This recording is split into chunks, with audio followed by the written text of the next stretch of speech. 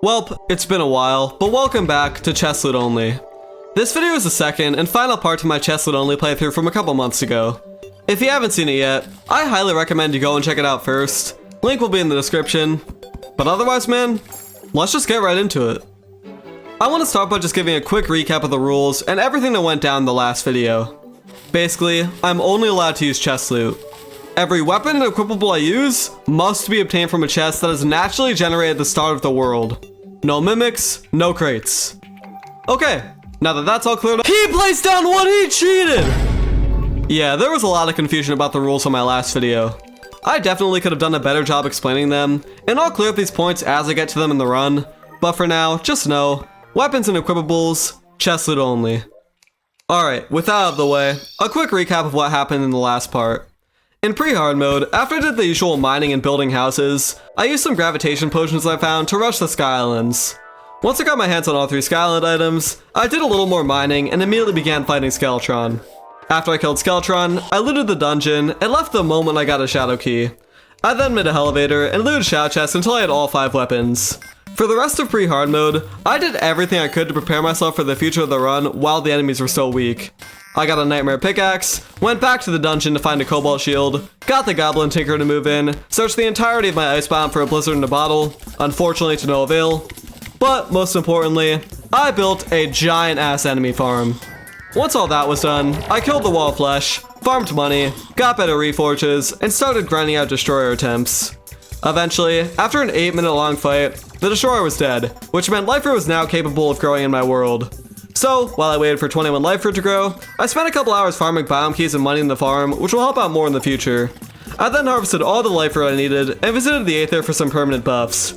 Next, I fought Skeletron Prime and pretty easily defeated him using Toon Rider boots and a sand platform. I felt a little guilty for how easy the fight was, so for the twins, I decided to remove the sand platform, and after another difficult boss grind, all 3 mech bosses were killed. And with that brings us to where I am now. 5 Shadow Chest weapons, a Web Slinger, a bunch of super shitty movement accessories, a Cobalt Shield, a Band of Regen, 500 health, and just 1 boss remaining before I can finally get my first equipment upgrade since pre-hard mode. Plantera is the last boss I need to defeat before I have access to the Biome Chest weapons, and fortunately for me, she should be much easier than the mech bosses. Now, this is kind of a bold claim to make, because in general, Plantera can be a pretty difficult boss. However, in the context of this run, my disadvantages are simply not as prevalent in this fight as they were against the mech bosses. The 2 biggest problems I had with the mech bosses were my movement and damage. The mech bosses are super fast, shoot a ton of projectiles, and all have multiple different targets to worry about. What did I have to avoid all this? A Web Slinger. Against Plantera, however, while I'll still only really have a Web Slinger, movement is kind of limited anyways, being that the fight takes place underground, and also, she is significantly slower than any mech boss. As for the damage issue, the mech bosses have a 9-minute time limit, Plantera doesn't. It doesn't matter if the fight takes an hour, I can simply take my time and focus on dodging. So yeah, I'll talk more about the fight when I'm actually there, but for now, I'm feeling very confident. Anyways, let's get back to the run. Because I literally just killed the mech bosses, I need to wait a bit for some bulbs to grow, so in the meantime, I figured now would be a good spot to finish up farming the biome keys. After building an artificial hollow desert biome, I went AFK until I got both of the biome's respective keys. It took about an hour to get the hollowed key, and another 2.5 hours to get the desert key. Side note, I know in my last video that I was having problems with worm spawning. It was the shadow candle doing that, so I just turned it off. Anyways, on top of the corruption and jungle keys I obtained previously, this meant there was only 1 key left, the frozen key. At the moment though, I didn't really feel like placing down 1500 ice blocks, so instead, I decided to get started on my Plantera arena. After buying 2 platinum worth of dynamite, I teleported to the jungle, set up a spawn point, and began the process of blowing shit up. I don't think it'll come as a surprise to anyone when I say, this process was absolutely miserable. These weapons are horrible. By the time I kill 1 hornet, 3 more have already spawned. I needed a strategy, and fortunately for me, I came up with a genius idea. I just relogged every time an enemy spawned. Now, you could argue that this is a bit of an exploit, and I respect that view, but honestly, I really don't think relogging occasionally is that big of a deal. I still have to spend the resources and effort to actually build this thing, it just makes me not want to punch a hole in my wall. Nevertheless, once I got past building this top platform, the rest of the arena was a pretty easy build. I mean, it's nothing new here. I just ran back and forth spamming dynamite everywhere and cleared out random chlorophyte patches manually. After about 45 minutes, the space was all clear, but before I could call the arena complete, I still needed to do one more thing. You see, because of how big I made this clearing, when I go to the middle of the arena, I'm not technically in the jungle anymore. This would cause Plantera to enrage during the fight, which is not good. At all. So, to counteract this, I built a small artificial jungle right in the center of the arena. Not only does it serve to have the entire arena be a jungle biome, but also, it acts as like a pivot point for Plantera, which makes guiding her around a lot easier. I'll explain that part more during the fight, but anyways, with the artificial jungle in place, I was now officially ready for Plantera. Yeah, believe it or not, because of how much prep I did during the mech bosses, there is literally nothing else I can think of to prepare for Plantera. I mean, in a challenge like this where the majority of my items were obtained in pre-hard mode, there's only so much I can do to strengthen myself, you know, 30 hours deep into a run. But that'll be more relevant later on. Before I go and kill Plantera, I still want to get the frozen key first. So while I finish up placing down these ice blocks and AFKing for the key, I'd like to briefly go over a few misconceptions from my last video. First off, the Crimson Key. A lot of people were saying that I could still get a Crimson Key by making an artificial Crimson biome, and this is true. However, because I'm on a corruption world, the Crimson chest doesn't generate in my dungeon, thus there's no way to actually use the Crimson Key unless I went to a different world, which I don't want to do. Okay, next. What am I actually considering as chest loot? Weapons and equipables. That's it. I know some people were confused by me using life crystals and even tools. To me, limiting the things that are simply convenient, like having some extra health or mining, just doesn't sound fun at all. I can almost guarantee that unless the challenge literally revolves around like not using pickaxes for example, the challenge videos I make will almost never involve super strict things like that. It's just not fun to me. A bit of an expansion to that, the weapons and equipables I actually find are the only ones I'm using. AKA, I'm not crafting anything out of the resources I get from chests. To me, the whole point of this challenge is to highlight the cool weapons that can be found in chests. If I could craft weapons and armor, I would just use a space gun and clap everything. Also, things then get confusing because, for example, am I only allowed to use the gold bars I directly get from chests? What happens if they get mixed up with gold bars I already mined? So yeah, I think this no crafting rule just makes the challenge a lot easier to follow. Plus, playing this game with no armor is just cooler. Finally, probably the biggest thing people were confused about, the arrows. Now, everything I said before could have been clarified further, but for the most part they were pretty clear. With the arrows though, I just completely forgot to mention my reasoning, so sorry about that. Anyways, what am I talking about? Basically, I made a statement around the boomstick where I said I couldn't use it because musket balls can't be found in chests. Later on in the video though, when I mass bought hellfire and wooden arrows to be used with the hellwing bow, obviously that's not coming from a chest. The reason why I could buy hellfire and wooden arrows but not musket balls is because both these arrows were found in chests. Wooden arrows in wooden chests, and hellfire arrows in shadow chests. Once I found them, I allowed myself to buy infinite of them because, similar to the whole life crystal and tool thing, I think it would be ridiculous to limit myself only to the quantity of arrows I directly found from chests. So yeah, sorry for the confusion, and I'm sure there will be more things that I forget to mention that people point out, but I hope I cleared things up for the most part. Alright, that was a lot to take in, but I'm glad it's out of the way. It took about an hour's worth of AFKing, but eventually, the frozen key was mine. There it is, man. All 5 keys obtained. Goddamn, that is satisfying to look at. And with that, it is finally time to fight Plantera. So, after I killed off this random goblin army, I gathered all my buffs, set up a couple bass statues, and began searching around the jungle for a bulb. Fortunately for me, one happened to generate right next to the arena, so after locating that guy, I made some finishing touches to the arena, and it was time. I relogged to clear any potential enemies around me, and summoned Plantera. Phase 1 of Plantera is arguably the easiest boss phase in the entire game. You actually can just move in a circle around her and never get hit. Now, it becomes a little trickier once she starts launching spike balls, but as long as you have a deep enough arena and pay attention to where the vertically launched balls are falling, they shouldn't be a problem. So yeah, this phase is easy as shit. I basically just used the Flower of Fire as much as possible for its high DPS, then swapped to the Hellwing Bow when I ran out of mana. One thing I do want to mention though, is this little jungle biome I made. As you can see, this thing is really facilitating the circling process during this first phase. and it's because of Plantera's hooks. I think it's pretty easy for most people to overlook this, but Plantera doesn't just float around. She uses her 3 hooks. By having this little platform in the middle, Plantera's hooks all go to the same general location, which allows me to easily lure her in this counterclockwise path. In a typical just big open rectangle arena though, while this phase is still easy as shit, it's a lot harder to loop around her because her hooks are generally more widespread and less consistent in where they're placed. Anyways, it took about 2 minutes, but eventually phase 1 was down and it was time to move on to phase 2. Phase 2 of Plantera is where this fight actually becomes difficult.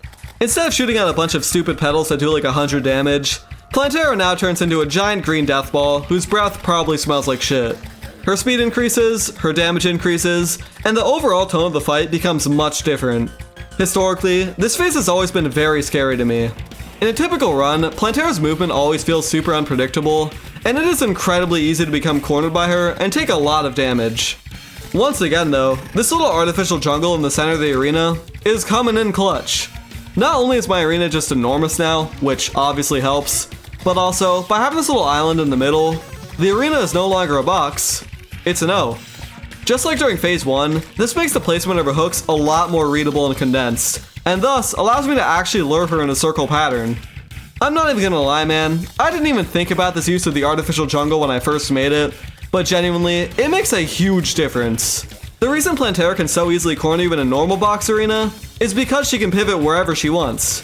Here though, she has to follow the O. So, that's what my entire phase 2 strategy revolves around. Basically, I lure her in a circle very slowly, and I only rotate to the next corner of the arena when an important hook is actively moving. Let me just show you an example. Right here, you can clearly see that one of her hooks is placed extremely high. This means that if I try to go upwards now, she will easily be able to pivot up to me. So instead, I delay going up as long as possible, and although the hook took a bit to budge, as I began moving upwards, the hook moved down lower and allowed me to get around Plantera. With all that in mind, this fight was truly not bad at all. I simply chipped her health down slowly with a Hellwing bow, and in only 7 minutes total, Plantera was defeated. Just like that, I now officially have access to the Biome chest weapons. It feels very weird to be in this situation. The Shadow chest weapons, paired with the most bottom of the barrel, basic ass movement accessories you can get within an hour of playing, have made it all the way past Plantera. And that fight was a complete pushover. This just goes to show the true potential of challenges in this game. With some good reforges and buffs, you can make almost any weapon strong enough to progress you well beyond where it was intended to take you. And I'm happy to say that the Shadow chest weapons have served me very well. But although the Biome chest weapons will be a huge upgrade to what I have now, there are no more upgrades from here on out. No equipment, no buffs, no more extra health. Besides a few arenas I'll need to build, the rest of this run will be pretty linear. Kill Golem, kill Lunatic Cultist, and kill Moonlord. So, without further ado, it's time to get my hands on some Biome chest weapons and clap shit up. Looking for Biome chests in the dungeon went about as well as you would expect. Alright. There we go. Oh, like, what are the odds, dude? Don't do that. Oh my god, dude. Oh, come on, dude. It does not get... What the hell is the situation, dude? Yeah, there were quite a few deaths involved here, but overall, it didn't take that long. I already knew where the Desert and Corruption chests were from previously, so once I made it to both of those chests, exploring the dungeon became much easier. It took a bit of running around to actually locate the last 3 chests, but after about 20 minutes, I had obtained all 5 Biome chest weapons. After returning home, I visited the Goblin Tinker and got the best modifiers on every weapon. All for the low price of 18 platinum.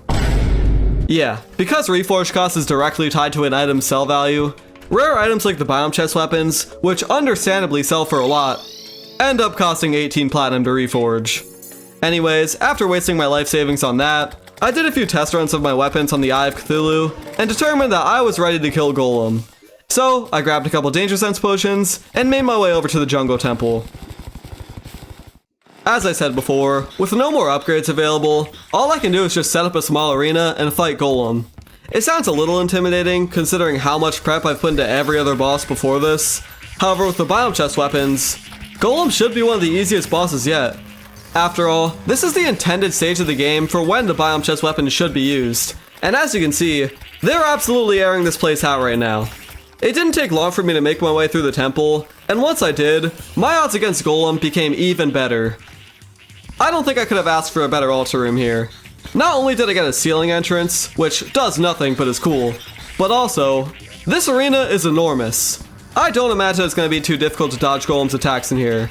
Sure, it might take a few attempts, just cause, you know, web slinger, no armor. We've been over this. But for the most part, Golem's just going to be a giant punching bag for me to test my weapons on.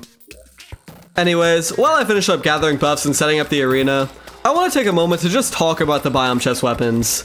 I've said it a few times already, but seriously, these are some of the coolest weapons in the game. Starting with actually acquiring them, I've always thought the whole biome key concept was so cool.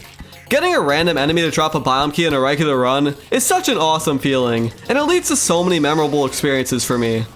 Like, I remember this one time after me and my friend had just entered hard mode and our base got corrupted, deadass the first enemy we killed dropped a corruption key. Also, some of these weapons are so uncommon that I can remember the last time I've had them. The Staff of the Frost Hydra, for instance, the last time I used this weapon was 6 years ago on some Christmas playthrough I was doing. It's just the perfect implementation of rarity in my opinion. None of these weapons break the game. In fact, some of them suck ass usually. But they're just cool weapons. And that's the other thing. All of these weapons are super unique. There's nothing else in this game like the Scourge of the Corruptor, the Piranha Gun, or the Vampire Knives. The Rainbow Gun is just a different Nimbus Rod, but it's still cool. The Desert Tiger, while he could be perceived as a bootleg Stardust Dragon, he can teleport, and he's cool. And finally, the Staff of the Frost Hydra. Man, let's just say it how it is. He's a trendsetter. Ain't nobody was doing it in the Sentry game before him, and that's facts. Bruh. So yeah, I like these weapons. In other news though, the prep for the Golem fight is officially finished. I cheaped out a little bit on the buffs to save some of the more annoying to get ones for harder bosses.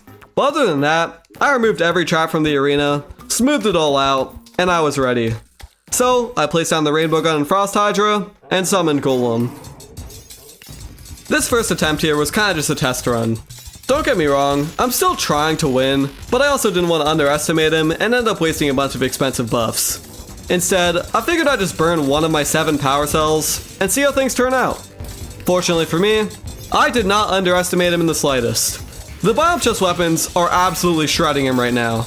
I mean, individually, these weapons are already pretty good, but when you consider that I have access to all 5, and 3 of them are entirely support, I can effectively use 4 weapons at once. Pair that with Golem staying in pretty much the same spot for the whole fight, and yeah, damage is not a concern here at all. As for actually avoiding Golem, things could have gone a little better. I made a few bad dodges when Golem started to get low, and combined with a few unfortunate enemy spawns, I died basically as soon as Golem entered his second phase. Still, it was pretty obvious I had this fight in the bag. With a couple changes to my strategy, I knew I'd have a solid chance at killing Golem on this next attempt. So, after gathering the same buffs, I returned to the altar room, set up a Bat Statue and Heart Lantern, and summoned Golem again. There were 2 main things in this attempt that I changed from previously. Firstly, I decided to prioritize using the Scourge of the Corruptor over the Piranha Gun. The Piranha Gun appears to do more single target damage, however due to the nature of the piranhas only latching onto one target, it made it really annoying to kill any other enemies that happen to spawn during the fight. With the Scourge of the Corruptor, however, not only could I just aim it wherever I want, but also it spawns so many other projectiles that anytime a random enemy does spawn, it pretty much dies instantly. I'll be talking more about the balance between these 2 weapons later on, as while they both serve very similar roles in this run, they each have their own different advantages. Anyways, moving on, the second thing I changed about this attempt is that I just tried harder.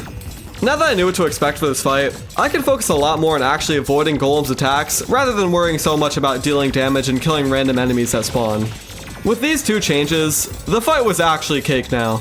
I just did the usual semicircle strat in the first phase, and once the head broke loose, I dropped low and played leapfrog with the dude for a bit. After only about a minute and a half total, Golem was dead. Welp, that was easy enough. Weapons like the Rainbow Gun and Frost Hydra alone already do so much damage to Golem due to his low movement speed, so having the Scourge of the Corruptor on top of that just completely obliterates him. But as we know, the run only gets progressively harder from here.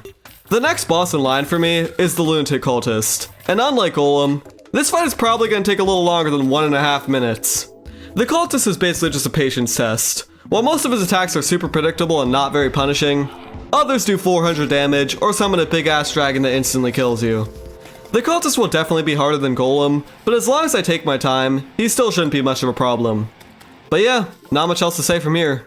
I plan on luring the cultist over to my main arena for this fight, so with no arena to build, literally all I need to do is just gather buffs and summon him.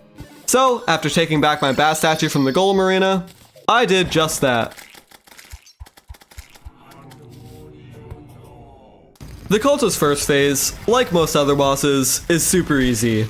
Luring him to the arena was no problem whatsoever, and neither was actually fighting him. As I'm sure most of you know, the cultist's first phase follows a super basic pattern. Fire, Ice, Lightning, Fire, Ice, Ritual. The Fire and Ice attacks are kinda just there. They're pretty easy to avoid, and they don't even do much damage when they do hit you. The Lightning is a little trickier to avoid than the Fire and Ice, and it does more damage, but still not much of a threat. The main concern this fight is the Ritual. I cannot stress this enough. If I mess up a single Ritual in this fight, I will die.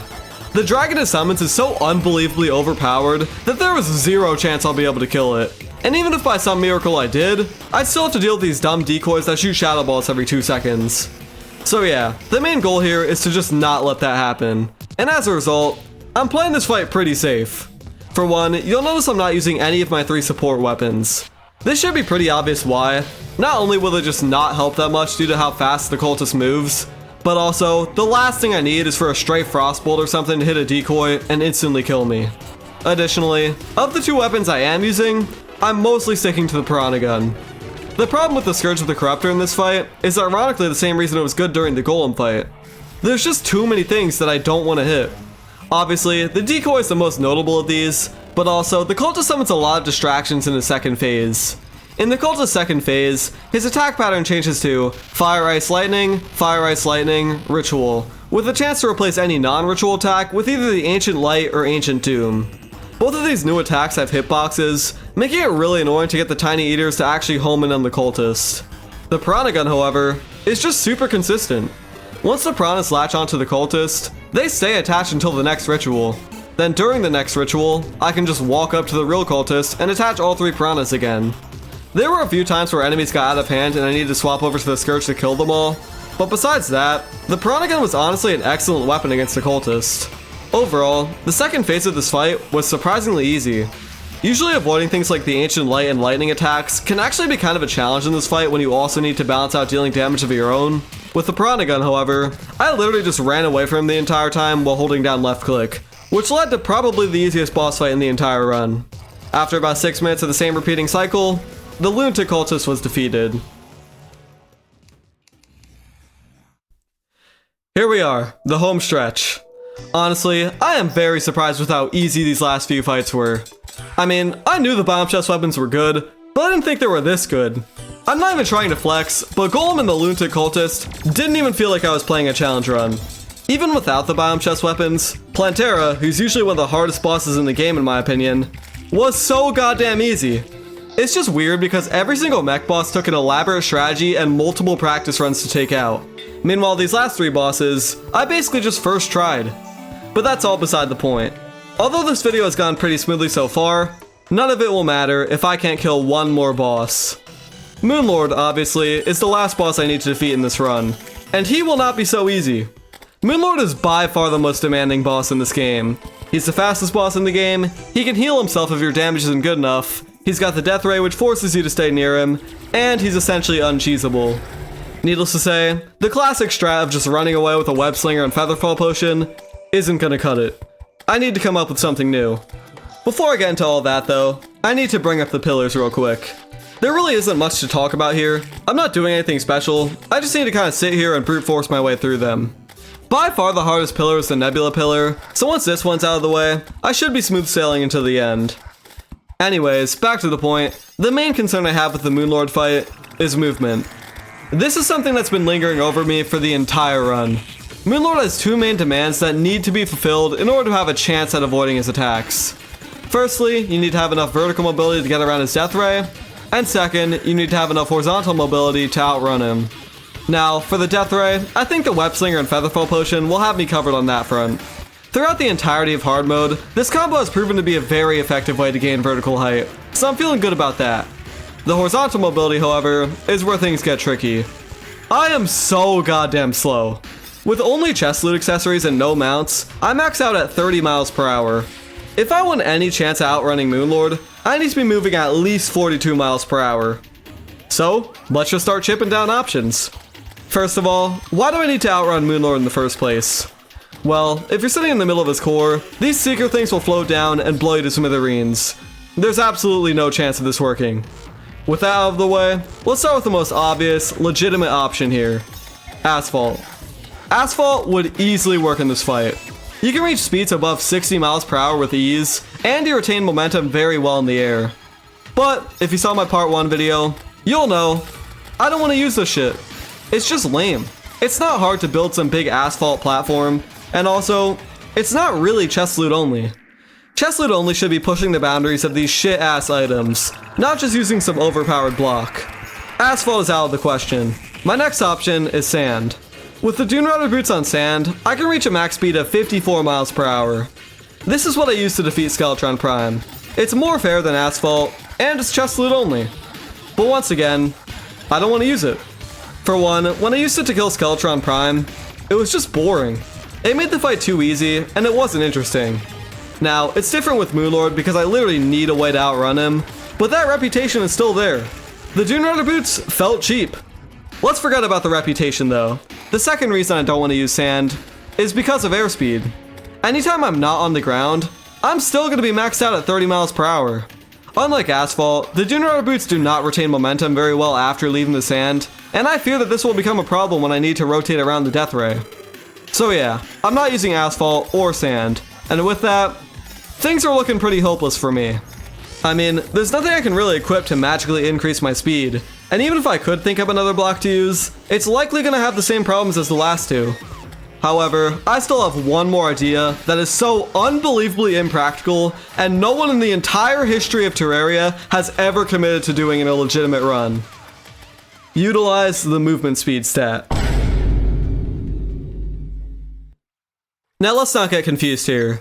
Movement in Terraria is amazing. There's a reason accessories like wings, Hermes boots, and the Shield of Cthulhu are widely regarded as being some of the best in the game. You don't need defense or more damage when you can simply not get hit in the first place. The movement speed stat in Terraria is dogshit. Here's why. Terraria separates horizontal movement speed into two categories, walking speed and sprinting speed. The movement speed stat only affects walking speed. Hermes boots and wings are classified as sprinting speed. Whichever category is faster will be your horizontal movement speed. Because Hermes boots and wings literally double your base movement speed, more often than not, your sprint speed will be the higher of the two values. However, if you manage to get enough movement speed stat bonuses, walking speed can actually exceed the sprint speed. I think you guys can see where I'm going with this. I'm going to do what no one has ever dared to do before me. I'm gonna max out my movement speed stat. But first, let's finish up the solar pillar. So far, the pillars in general have been going pretty well. The Nebula pillar was about what I expected, the Nebula floaters were annoying as shit, but honestly, the Frost Hydra and Scourge of the Corruptor did a great job killing everything else. It only took about 15 minutes before I ran up to the pillar and finished it off with a rainbow. After collecting the Nebula fragments, I immediately moved on to the solar pillar, which, I'm not even exaggerating, was probably the best pillar experience I've ever had. I mean, not only did the Biome chest weapons do well against the solar enemies, they were the best weapons I could have asked for. Thanks to this super lucky island spawn, I literally just sat in this house, set up all my support weapons, and killed everything with ease. I died a few times to the Corites simply because they were the only enemies that could reach me, but even so, the entire solar shield only took about 5 minutes to break. From there, I just did the usual rainbow and frost hydra on the pillar, and collected the fragments. After killing those two pillars, I decided to get started on some of the Moonlord prep. There are two things I need to do before I can consider myself ready for Moonlord. First off, I need to build an arena. It's not going to be anything special, I'm just expanding the arena above my base to the right more, however I will be replacing the bottom platform with ice. I'll explain this further in a moment. The other thing I need to do before Moonlord is obtain the Slice of Cake from the Party Girl. The Slice of Cake is a stationary buff that grants the user plus 20% movement and mining speed for 2 minutes. The only requirement to get it is to just wait for a natural party to occur and talk to the Party Girl. It's gonna be annoying to have to wait around for a while, but plus 20% speed is something I simply can't give up. Maxing out movement speed is very unforgiving. Because Hermes boots double your movement speed, even just to match that, I need at least plus 100% speed. Matching it isn't enough though. If I want to outrun Moonlord, I need at least plus 180% speed. Plus 180% sounds insane, and I think it's pretty clear now why movement speed sucks so much ass in this game. No one would ever need to commit to doing this in a real playthrough, when you can just equip a pair of wings and go even faster. But I digress. In my situation, movement speed is all I got, and fortunately for me, there are a lot of movement speed buffs in this game. So, with that being said, here is everything I will be using for the Moonlord fight. We got the Aglet, which applies plus 5% speed, the Anklet of the Wind, which applies plus 10%, the Ice Skates, which apply a 1.25 times speed multiplier when running on ice blocks, and every accessory I have will be reforged to Quick, providing an additional plus 28%. As for buffs, Exquisitely Stuffed applies plus 40%, Swiftness applies plus 25%, the Piece of Cake applies plus 20%, and Sunflowers apply plus 21%, and a 1.1 times speed multiplier to all buffs, not accessories. In total, this leads us to this formula. We got the base movement speed of 15 miles per hour, plus the base speed multiplied by all the additive accessory boosts, plus the base speed multiplied by all the additive buff boosts, and the Sunflower speed multiplier, with everything then being multiplied by the Ice Skate speed multiplier. This leads us to a final speed of 48.675 miles per hour, which in-game ends up being 50 miles per hour due to some weird rounding shit in the code that I'm not aware of. Okay, that was a lot to take in, but yeah, 50 miles per hour will be more than enough grounded speed to outrun Moonlord. Now I know what you may be thinking. What the hell was the point of doing all that when the Dune Rider boots do the exact same thing for one accessory slot? The difference here lies in my airspeed. Sure, on the ground, the Dune Rider boots are just as good as this Ice Skate setup. However, in the air, this setup still moves at 40 miles per hour due to only losing the 1.25 times multiplier from the Ice Skates, while Dune Rider boots drop to 30 miles per hour in the air.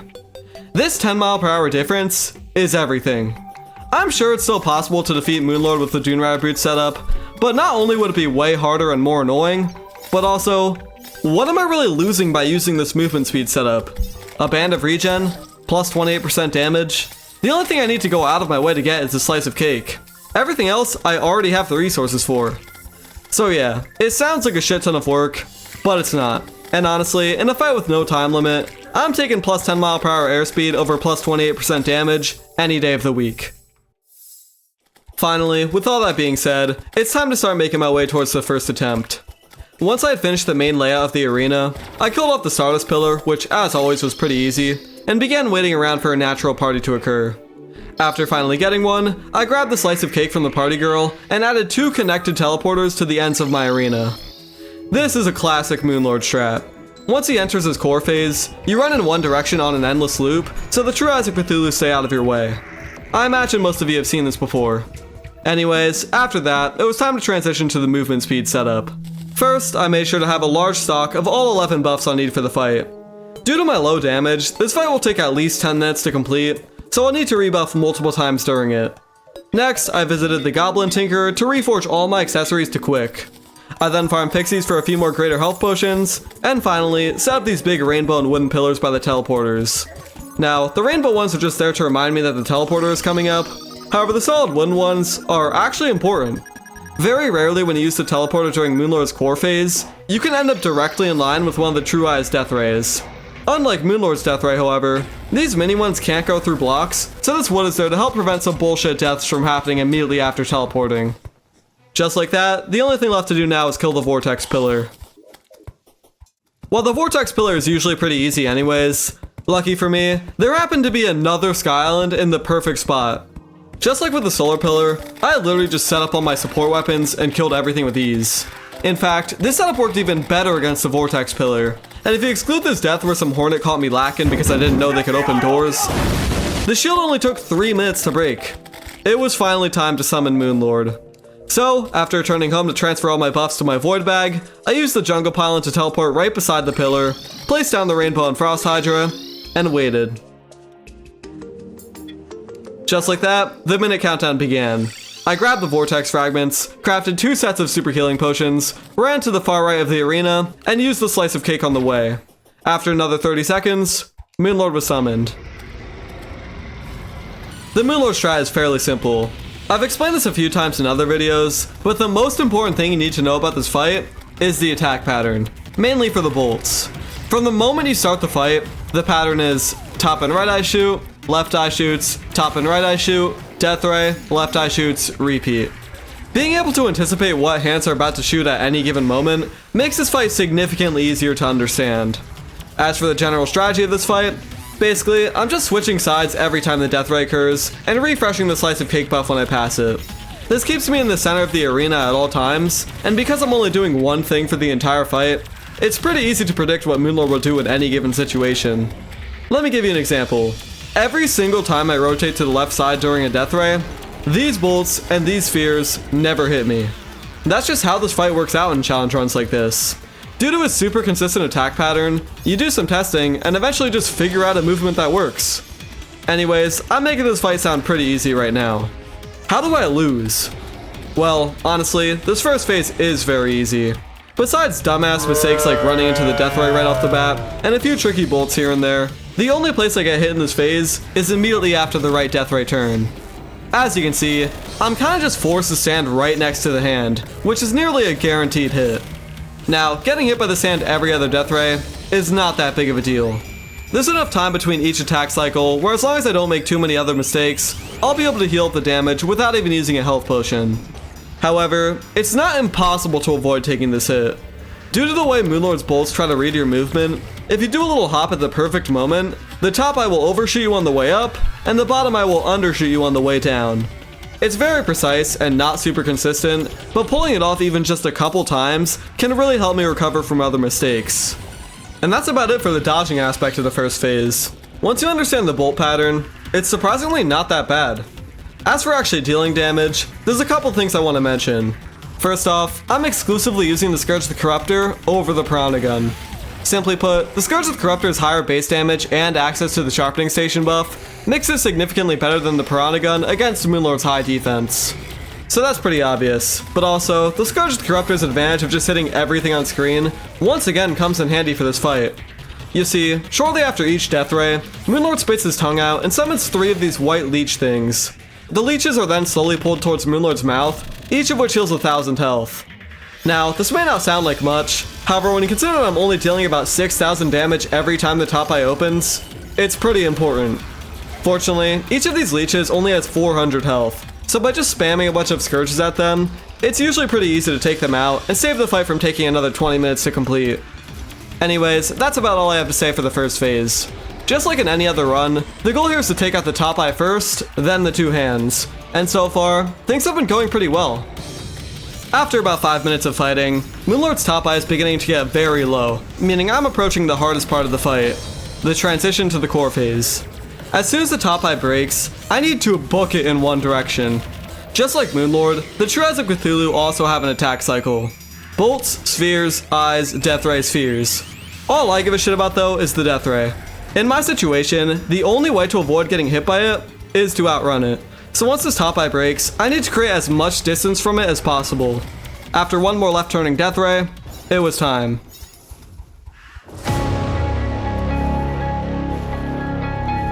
Oh shit. Yeah, so when you run too far, both the Moonlord and the True Eyes teleport to you, instantly removing every bit of space you created. I was aware of this, but once the second eye broke, I knew I needed to run even further, and I just assumed I wasn't fast enough for Moonlord to teleport anytime soon. Apparently I was wrong though. Still, for a first attempt, this fight went really well. If it weren't for this dumb teleporting mistake, I easily could have killed him right then and there. So, with all that in mind, I grabbed another sigil, moved the slice of cake over a bit to make it easier to interact with, and summoned Moonlord again. Alright, so I'm not going to bore you guys with the results here. I didn't win. I got hit 3 times immediately before breaking the top eye, and when I did break the eye, I did so in a pretty bad spot and died instantly. Not necessarily the outcome I was looking for, but there were still a few things I can draw from this fight. First off, I was able to do a lot more damage in this fight now that I'm a bit more comfortable with dodging. Also, I remembered to rebuff this time, which I didn't do in the first fight, but additionally, I clearly wasn't very focused on dodging, leading to a lot of unnecessary mistakes. So yeah, just a few things I gotta remember during this fight, and although these last 2 attempts weren't perfect, I knew that if I simply locked in, stopped making dumb mistakes, and had the tiniest bit of luck, I could kill Moonlord on this next attempt. So, that's exactly what I set out to do.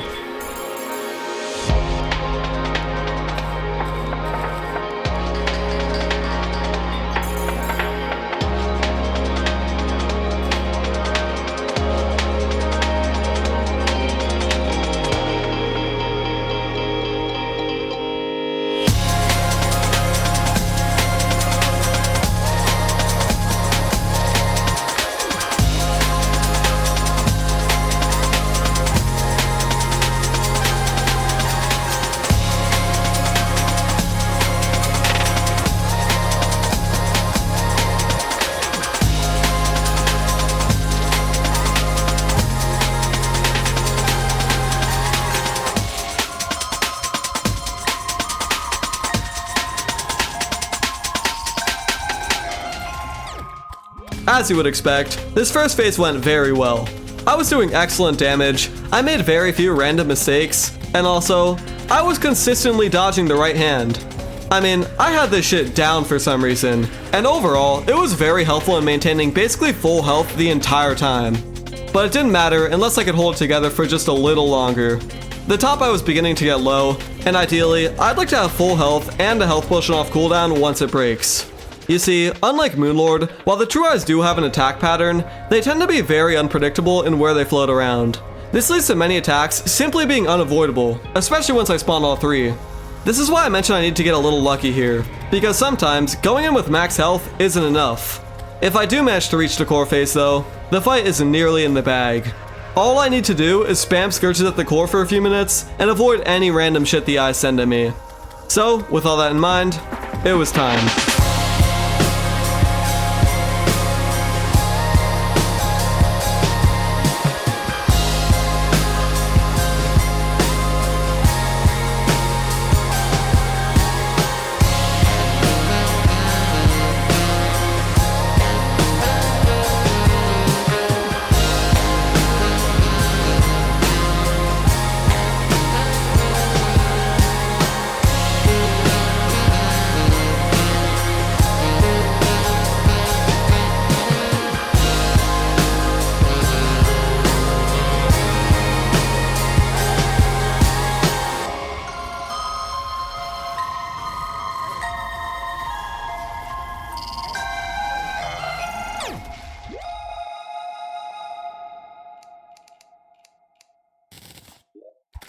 That's it, man. Chest loot only is finally complete. Honestly, this challenge was a lot more interesting than I initially expected. One thing I really liked about this run was that there was almost always some sort of upgrade to look forward to. Some challenges have this problem, I feel like, where you just don't get any upgrades besides weapons, and the run ends up becoming really boring. In this challenge, however, although it slowed down more towards the end, I was always hunting for some sort of item. The Biome keys, for example, that was sick. Having access to all 5 of these weapons, when it's usually rare to even have one, felt pretty awesome. The movement in this run was also very cool. Being stuck with these trash items for the whole run really forced me to get creative with how I took out some bosses. Most notably the Destroyer and the Twins. I mean, these two genuinely took practice and brainstorming to take out, and as a result, they were easily some of the most fun boss fights I've ever done in this game. Even some of the more simple bosses like Plantera and the Lunatic Cultist, this challenge made me learn a lot more about how they function, and I'm not gonna lie, I feel like I just have these fights down to a T at this point. So yeah, there were a lot of highlights in this challenge, but with that being said, it might be time to start thinking about switching things up in the future. I genuinely just know these bosses a little too well now. Like, take Moonlord for instance, I literally have the most shit items ever, and yet the hardest boss in the game took 3 attempts. It was fun, and I hope it was cool to watch, but I might consider doing some modded playthroughs in the future, or at the very least, modding a specific boss fight like Moonlord. Let me know if you guys would be interested in seeing something like that. But yeah man, I think that's about all I have to say about this challenge. A couple things before I wrap this up here. Sorry part 2 took so long to come out, there were just a few other videos I wanted to do first.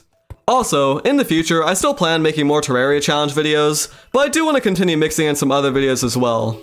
Lastly, thank you all for the support on really my channel as a whole recently.